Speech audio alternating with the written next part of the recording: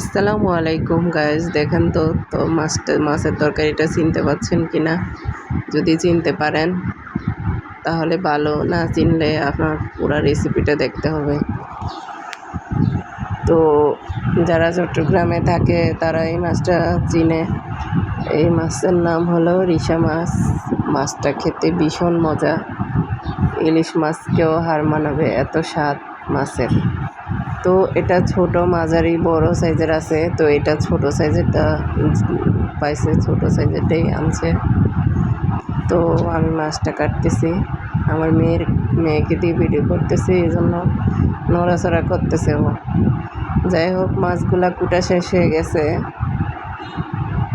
এখন ধুয়ে নিচ্ছি। দেখেন কি সুন্দর কালার মাছের। এটাতে আঁশ থাকে না, খুব কম আঁশ থাকে, কিন্তু দাড়ি মোজ ভরা থাকে। তো কাটাকুটি শেষ করে এটা এখন রান্না করব।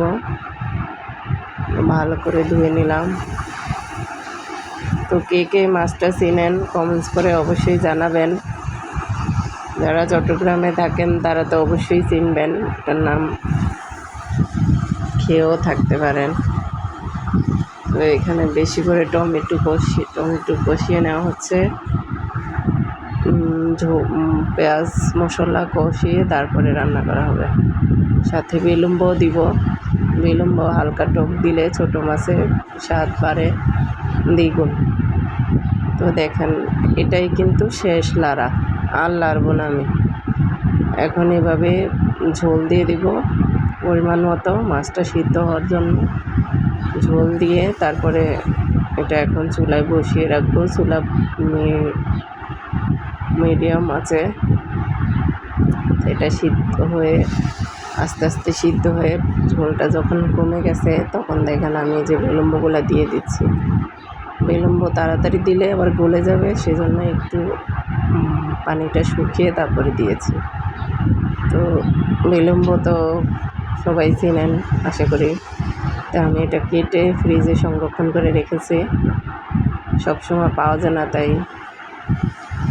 তো দেখেন প্রায় শুকিয়ে গেছে, একটু ঝোল থাকতেই আমি ধনেপাতা, জিরা, লবণ যা যা লাগে দিয়ে দেব।